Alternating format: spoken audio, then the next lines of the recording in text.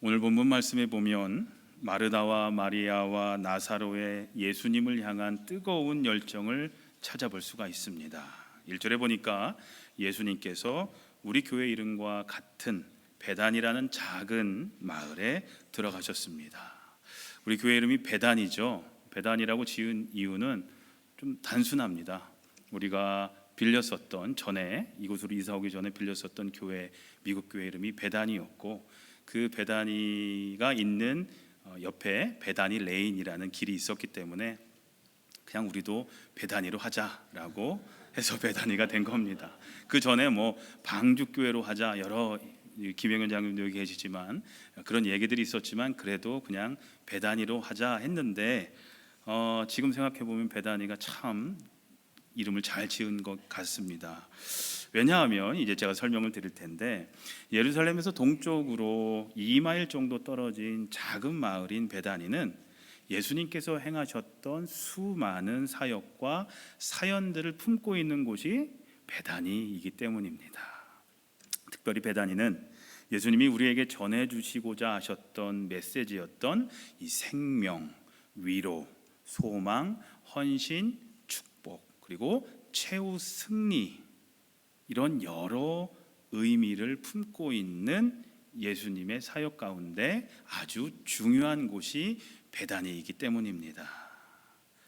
베다니는 죽었던 나사로가 다시 살아나는 생명이 있었던 곳이었고, 나사로의 죽음을 슬퍼하는 가족을 위해 주님이 눈물을 흘리셨던 따스한 위로가 있었던 곳이 베다니였습니다.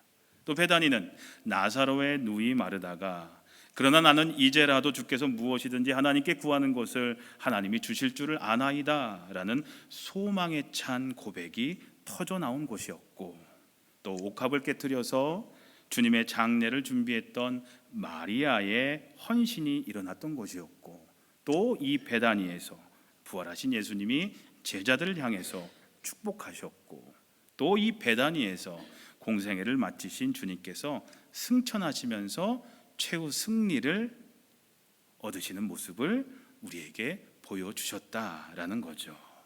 그래서 이 베다니라는 이름을 참 잘 지었다라는 생각이 듭니다.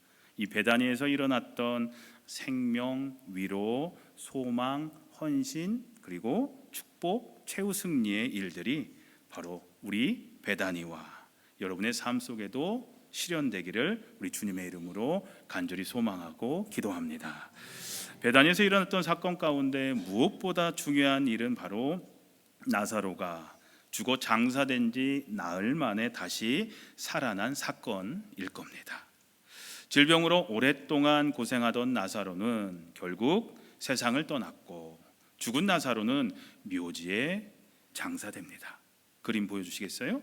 나사로가 장사된 지 나흘이 지난 후 예수님께서는 베다니로 찾아오시면서 마리아와 마르다 자매는 예수님을 만나자 죽어 장사된 지 나흘이 지난 자기 오빠 나사로를 살려달라고 예수님께 애원합니다.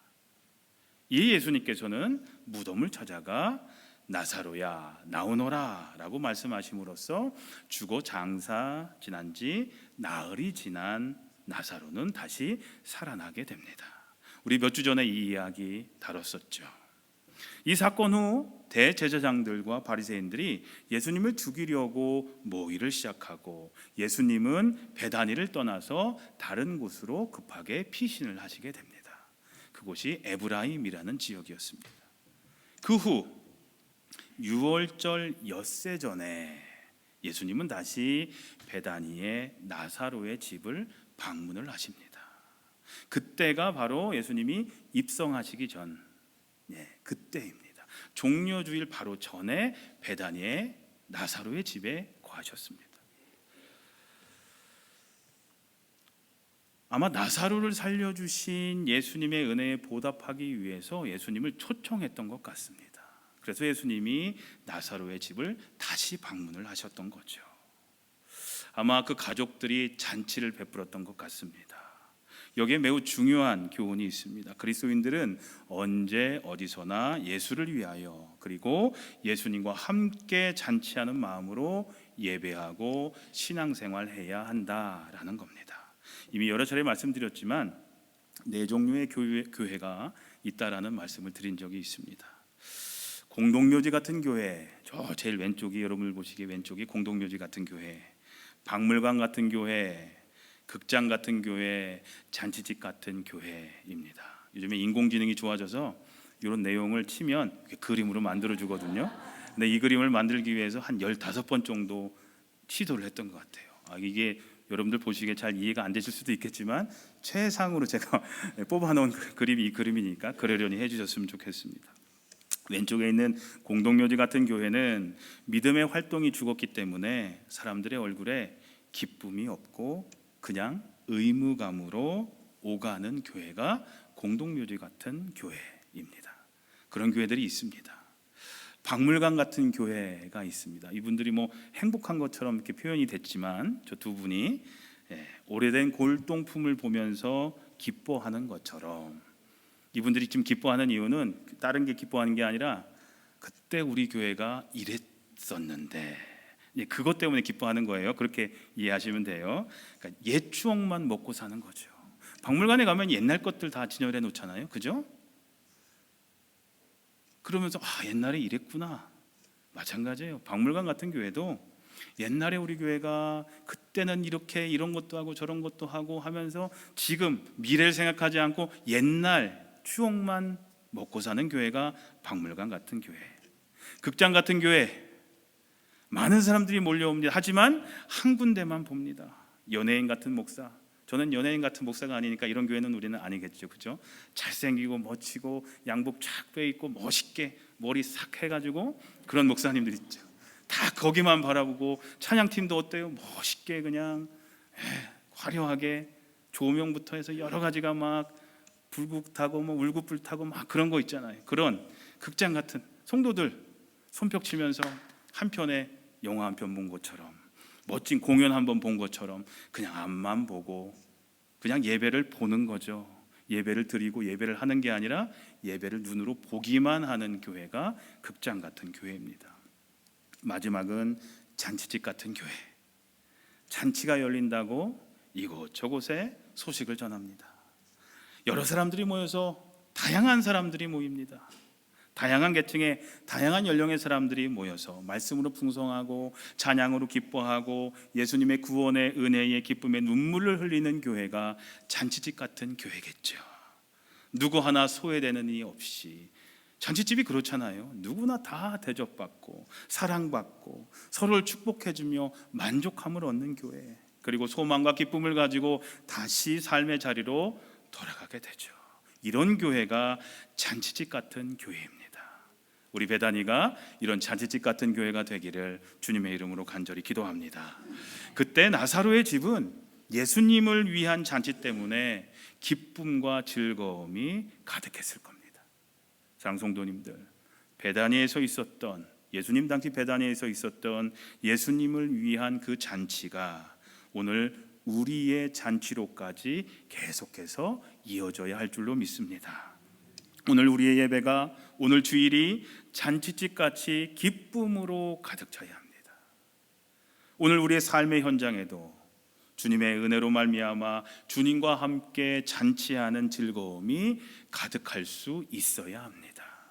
죄로 말미암아 죽었던 우리가 주님의 십자가 은혜로 나사로처럼 새 생명을 얻었습니다. 이미 값없이 구원받은 우리도 예수님과 함께 기쁘게 잔치하는 마음으로 예배하고 신앙생활 해야 할 줄로 믿습니다. 오늘 본문 말씀에 보면 예수님이 베다니에 오시고 잔치가 시작되자 마르다는 열심히 일하면서 예수님을 섬겼고, 나사로는 예수님 곁에서 말씀을 나누었고, 마리아는 값비싼 향유를 예수님 발에 붓고 머리털로 씻었습니다. 특별히 본문에서 주목할 말씀은 2절에 보니까 이렇게 기록되어 있습니다. 거기서 예수를 위하여 잔치할세. 예수를 위하여라고 기록되어 있습니다. 그들은 예수님을 위해 일했고, 예수님을 위해 함께했고, 예수님을 위해 헌신하며 열정적으로 예수님을 섬겼습니다. 그들은 그 모든 일들을 예수님을 위해, 예수를 위해 행했다라는 겁니다. 먼저 마르다는 예수님을 위해 일했습니다. 오늘 본문 2절에 보면 마르다는 일을 하고 라고 기록되어 있죠. 마르다가 어떤 일을 했겠습니까? 여러분들 다 짐작하실 수 있을 거예요. 잔치를 베풀었다고 했으니까 잔치 음식 준비하는 일을 했을 겁니다. 마르다가 어떤 음식을 준비했는지, 몇 가지 음식을 준비했는지, 얼마나 많이 준비했는지는 나와 있지 않지만 아마 많은 음식을 준비했을 겁니다. 왜냐하면 예수님 혼자 그 자리에 있었던 것이 아니라 제자들과 또 무리들이 그 자리에 함께 있었기 때문입니다. 마르다는 예수님을 위하여 일하는 것을 좋아했던 사람이었습니다. 예수님을 위하여 음식을 만들고 대접하며 예수님을 기쁘게 하는 일을 좋아하는 사람이 바로 마르다였습니다. 우리는 세상에서 열심히 일하며 삽니다. 맡겨진 삶의 자리에서 맡겨진 일을 열심히 하는 것 중요합니다. 하지만 예수님을 위하여 일하는 시간도 중요합니다. 지금으로부터 140여 년 전에 복음이 조선 땅에 전해졌을 때 세계 어느 나라에서도 없었던 고유의 신앙의 모습들이 여럿 나타났습니다. 새벽 기도가 대표적일 겁니다. 새벽에 일어나서 기도하는 모습이 우리 한국 사람들에게 있었던 신앙의 모습이었죠. 또 통성기도도 있었습니다. 통성기도할 때 주여를 몇 번 외치죠? 3번. 왜 3번일까요? 저도 모릅니다. 왜 3번인지. 저도 모릅니다. 왜 3번인지는 모르는데 3번 주여 삼창, 만세 삼창 하니까 주여도 3번 외치는 것 같긴 한데 어찌됐든 성경적으로 왜 3번 외치는지는 기록되어 있지는 않지만 그냥 우리는 주여 주여 주여 3번 외치고 통성기도를 합니다. 그것도 우리 한국 사람들에게만 나타난 특징이겠죠. 또 하나가 있어요. 요즘에는 없어졌지만 성미라는 거 있습니다. 성미 해보신 분들 계세요?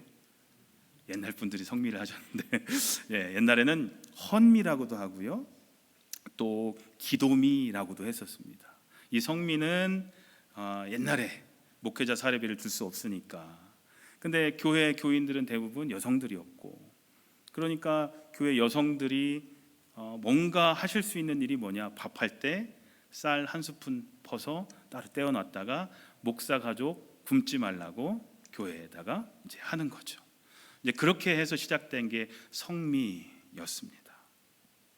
그리고 날연보라는 게 있습니다. 날연보라는 얘기를 들어보신 분도 계실 텐데 옛날에는 헌금을 연보라고 했죠. 그죠?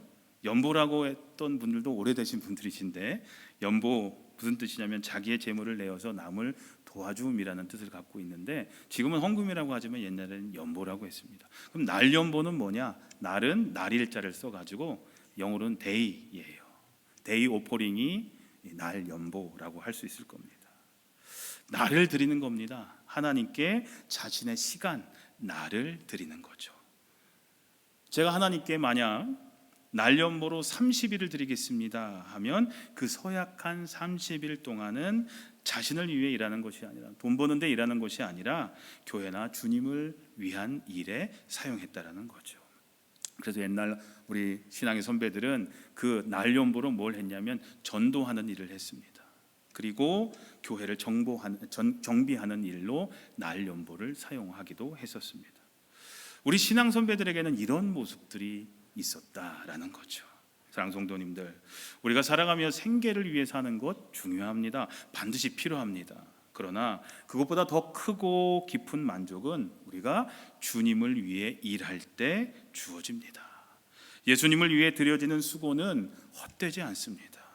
그 안에 참된 기쁨이 있고 영원한 가치가 있고 하늘의 영광스러운 상급이 약속되어 있기 때문입니다. 사랑하는 성도님들, 어느 곳에 있든지 무슨 일을 하시든지 우리의 손과 발이 주님을 향하게 하도록 하십시오.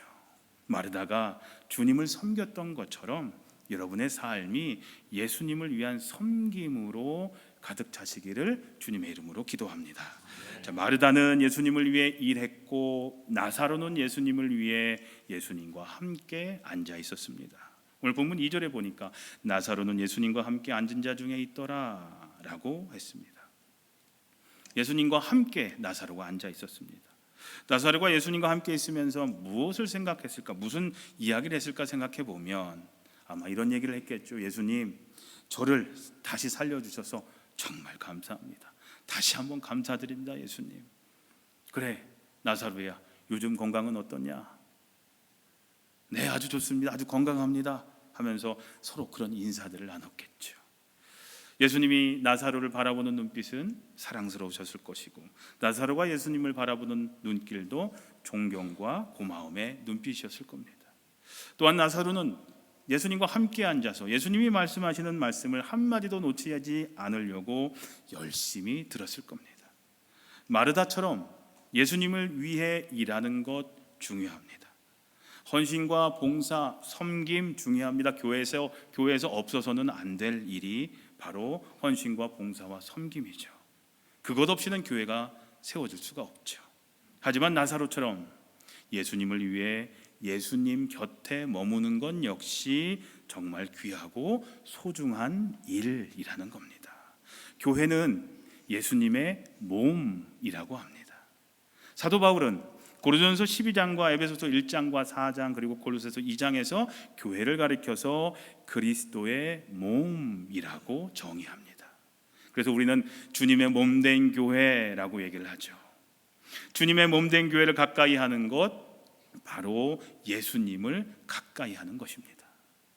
주님의 몸된 교회를 중심으로 살아가는 것, 바로 우리 삶의 중심을 예수님께 두는 삶을 말합니다. 나사로가 예수님을 위해 예수님 곁에 머물렀듯이 우리가 예수님을 위해 주님의 몸된 곁에 머무는 건 역시 중요하고 소중한 일입니다.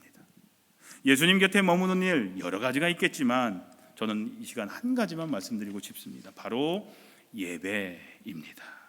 우리는 예배를 통해서 주님께 가까이 나아갈 수가 있습니다.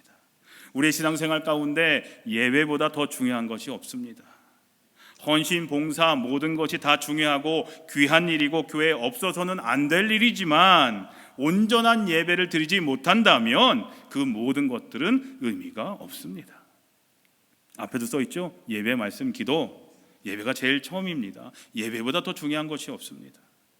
온전한 예배를 드리는 것이 그 어떤 것보다 더 귀하다라는 겁니다. 왜냐하면 예배 드릴 때가 예수님 곁에 가장 가까이 머무를 수 있는 시간이기 때문입니다. 그리고 내 속에 있는 영이 가장 행복해하는 시간이 바로 예배하는 시간이기 때문입니다. 사랑하는 성도님들, 다른 것보다 온전한 예배자가 되십시오. 상황이나 환경에 흔들리지 않고 어떤 자리에서도 예배를 포기하지 마십시오. 예배를 통해 하나님은 여러분들을 새롭게 하실 것이고 영광으로 덧입히실 것이며 주님의 손으로 여러분들을 붙들어 주실 것입니다. 오늘도 그리고 우리의 마지막 호흡까지 예배하는 삶으로 주님 곁에 머무는 복된 성도님들이 되시기를 간절히 기도합니다. 베다니에서 잔치가 있었을 때 마르다는 예수님을 위해 일했고 나사로는 예수님을 위해 예수님과 함께 앉아 있었습니다. 그리고 마리아는 예수님을 위해 향유를 예수님의 발에 붓고 자기의 머리털로 씻었습니다. 본문 3절에 보면 마리아는 지극히 비싼 향유 곧 순전한 나드 한 근을 가져다가 예수의 발에 붓고 자기 머리털로 그의 발을 닦으니 향유 냄새가 집에 가득하더라 라고 했습니다. 오늘 본문에서 지극히 비싼 향유로 표현되어 있는데 가룟 유다의 말에 의하면 300데나리온 정도의 값어치가 있는 향유였습니다. 1데나리온은 예수님 당시에 일반 노동자 하루 품삯이었습니다. 하루 품삯을 100불로 삼는다고 치면 잡아도 300데나리온이라면 3만 불이 되는 엄청난 돈이죠. 마리아는 그토록 지극히 비싼 향유를 예수님 발에 붓고 자신의 머리털로 씻었습니다. 마리아가 이렇게 한 것은 한 가지 이유, 오직 예수님을 위해 그 일을 행한 것이었습니다. 그런데 어찌 보면 향유가 없어졌습니다. 3만 불짜리 향유가 갑자기 한순간에 사라집니다. 그래서 가룟 유다가 아깝게 여겼습니다. 허비한다고 생각했습니다. 그러나 주님께 드린 것은 절대 헛되지 않았습니다. 예수님께서도 말씀하셨습니다. 그를 가만두어 나의 장래할 날을 위하여 그것을 간직하게 하라 라고 하셨죠. 만약에 마리아가 향유를 다른 일에 사용했다면 나름대로 유익이 있었겠죠. 하지만 향유를 예수님께 부음으로 그 부음이 더 가치 있게 되었습니다. 사랑하는 성도님들, 그것이 물질이 아니어도 좋습니다. 마리아처럼 가장 소중한 것을 예수님을 위해 드림으로 인해 더 가치 있게 되는 복이 임하시기를 기도합니다. 여러분들, 제가 지금 헌금하시라는 얘기 아니에요. 헌금으로 생각하시면 착각이에요. 헌금은 하나님 보시기에 종이 조각에게 불과해요. 아무것도 아니에요. 가장 중요한 것, 하나님이 가장 귀하게 여기시는 것이 뭘까요? 여러분들에게 있어도 가장 귀한 것은 무엇일까요? 뭐가 제일 귀하세요? 여러 차례 말씀드렸잖아요. 여러분들이 가지고 있는 것 중에 제일 귀한 게 뭐예요? 시간은 생명이잖아요. 하나님을 위한 나의 생명 드리는 거죠. 시간을 드리는 겁니다. 그것만큼 귀한 것이 없어요. 하나님을 생각하면서 말씀을 읽는 시간, 예배하는 시간, 기도하는 시간 다 하나님께 드리는 겁니다. 나를 위한 시간이 아니라 하나님을 위한 시간으로 드리는 겁니다. 내 생명을 드리는 겁니다. 그것만큼 하나님이 귀하게 여기시는 것 없습니다. 그런데 반면에 가룟 유다는 오직 자기 자신만을 위한 사람이었습니다. 오늘 본문 4절에서 6절 말씀에 보면 제자 중 하나로서 예수를 잡아줄 가룟 유다가 말하되, 우리 같이 한번 읽어볼까요? 시작.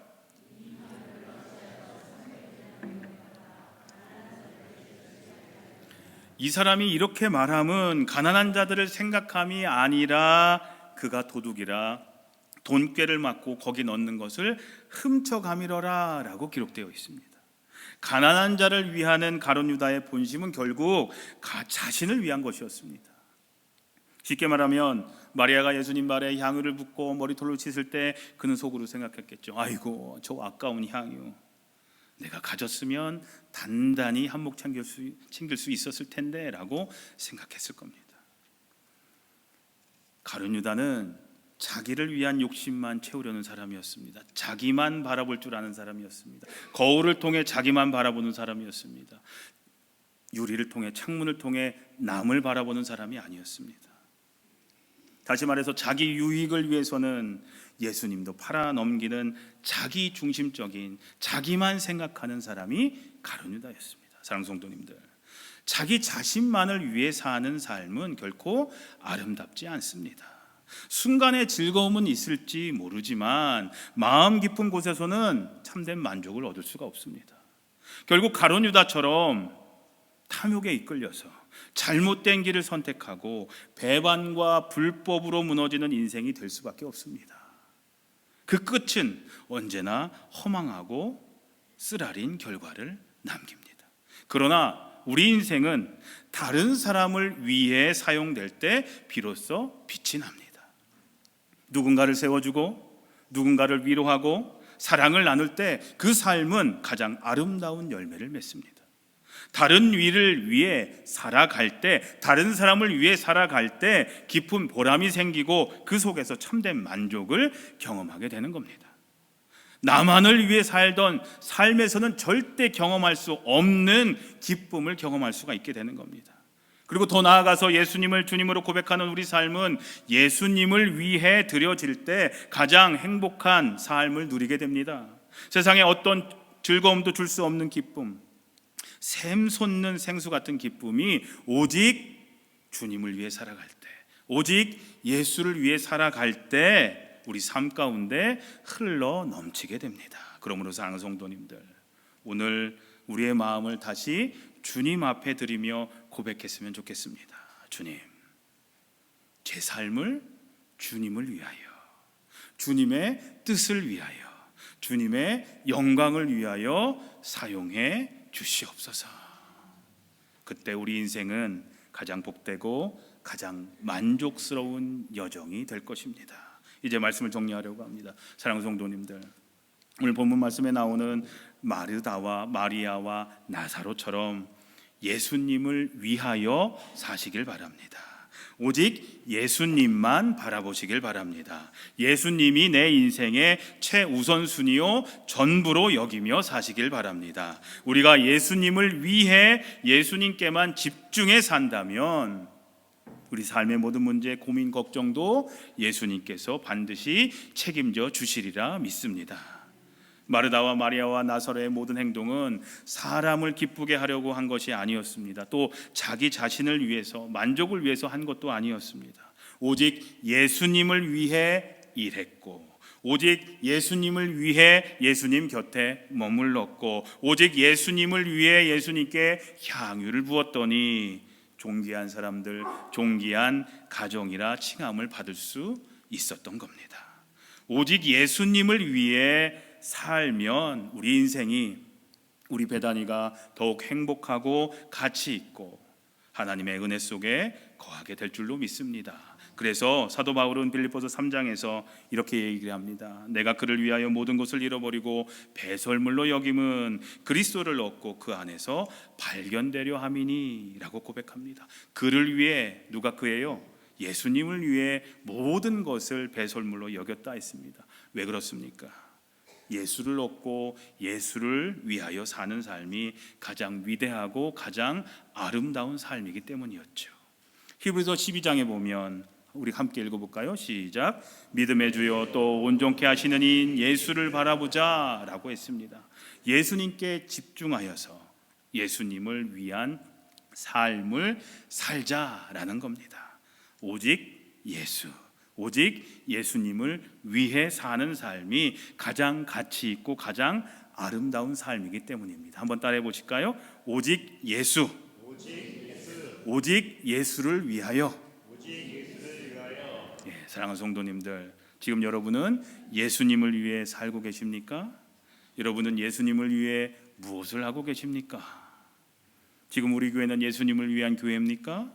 우리 교회는 예수님을 위해 무엇을 하고 있습니까?